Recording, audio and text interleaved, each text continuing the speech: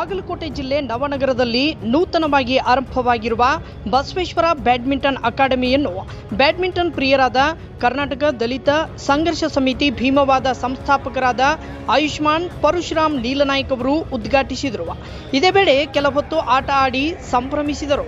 ವರದಿ ಸಾಗರ್ ಛಲವಾದಿ, ಭೀಮವಾದ ನ್ಯೂಸ್, ಬಾಗಲಕೋಟೆ.